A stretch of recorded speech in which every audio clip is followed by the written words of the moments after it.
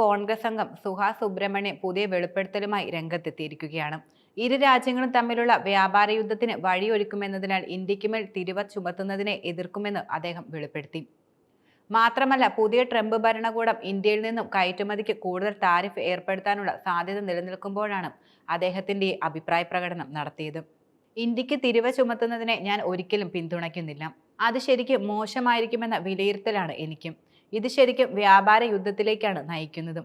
അതിനാൽ ഇവ ഇരു രാജ്യങ്ങളും നല്ലതാണെന്ന് കരുതുന്നില്ല എന്നും സുബ്രഹ്മണ്യം തുറന്നു പറയുകയുണ്ടായി. പ്രസിഡന്റായി തിരഞ്ഞെടുക്കപ്പെടുന്നതിന് മുമ്പ് തന്നെ ട്രംപ് ഇന്ത്യയുടെ താരിഫ് ഘടനയെ പരിഹസിച്ചിരുന്നു. മാത്രമല്ല, ചൈനയും ഇന്ത്യയും പോലുള്ള രാജ്യങ്ങൾക്ക് പരസ്പര നികുതി ചുമത്തുന്നതിനെക്കുറിച്ചും അദ്ദേഹം സംസാരിക്കുകയും ചെയ്തു. ട്രംപ് അമേരിക്കൻ പ്രസിഡന്റായി ചുമതലയേൽക്കാൻ ഒരുങ്ങുന്നതോടെ ഇന്ത്യൻ കയറ്റുമതിക്ക് കൂടുതൽ തിരിവ് ചുമത്താനുള്ള സാധ്യതകളാണ് നിലനിൽക്കുന്നത്. മികച്ച തൊഴിൽ ശേഷിയുള്ള ധാരാളം ഇന്ത്യൻ വ്യവസായങ്ങൾ നിലനിൽക്കുന്നുണ്ട്. നിരവധി ഇന്ത്യൻ കമ്പനികൾ ലേക്ക് വികസിക്കുകയും ചെയ്യുന്നുണ്ട്. അതിനാൽ നമ്മുടെ രാജ്യങ്ങൾ സാമ്പത്തികമായി എത്രത്തോളം ഒരുമിച്ച് പ്രവർത്തിക്കുന്നുവോ അത്രത്തോളം നമ്മൾ ശക്തരാകുകയാണ് യഥാർത്ഥത്തിൽ ചെയ്യുന്നത്. മാത്രമല്ല, ഇന്ത്യ എന്നത് ഏറ്റവും വലിയ ജനാധിപത്യ രാജ്യങ്ങളിലൊന്നാണ്. ഇന്ത്യ ബന്ധം ഇരു രാജ്യങ്ങളും വളരെ പ്രധാനമാണെന്നും സുബ്രഹ്മണ്യം കൂട്ടിച്ചേർക്കുകയുണ്ടായി. എസിലെ കുടിയേറ്റ നയത്തിന്റെ നവീകരണത്തിനായും അദ്ദേഹം ശക്തമായി വാദിച്ചു. കുടിയേറ്റത്തെക്കുറിച്ച് മറ്റും ധാരാളമായി കേൾക്കുന്നുണ്ട്. പ്രത്യേകിച്ച് H-1B വിസയിലുള്ള ആളുകൾ പൗരത്വത്തിനും ഗ്രീൻ കാർഡ് നേടുന്നതിനും വളരെയധികം ശ്രമിക്കുന്നുണ്ട്. മാത്രമല്ല, എസിൽ പ്രധാനമായും ഒരു സമഗ്ര കുടിയേറ്റ നയം ആവശ്യമാണ്.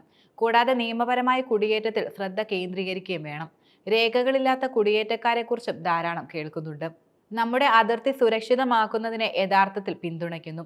എന്നാൽ ആ വിഷയത്തിലും കൂടുതൽ ചെയ്യേണ്ടതുണ്ടെന്നും അദ്ദേഹം വെളിപ്പെടുത്തുകയുണ്ടായി.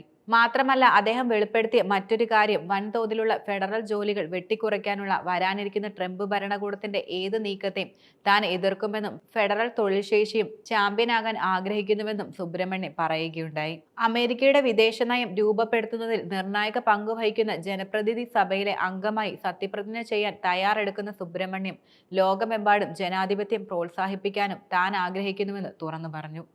ജനപ്രതിനിധി സഭയിലേക്ക് തിരഞ്ഞെടുക്കപ്പെട്ട ആറാമത്തെ ഇൻഡോ അമേരിക്കനാണ് 38-കാരനായ സുബ്രഹ്മണ്യൻ എന്ന വ്യക്തി. സമോസ കോക്കസ് എന്ന് വിളിക്കപ്പെടുന്ന ഇന്ത്യൻ അമേരിക്കക്കാരായ ഡോക്ടർ അമീബേര, പ്രമീള ജയപാൽ, രാജ കൃഷ്ണമൂർത്തി, റോഖന്ന, ശ്രീ തനേദർ എന്നിവർക്കൊപ്പം അദ്ദേഹം ചേരുകയുണ്ടായി.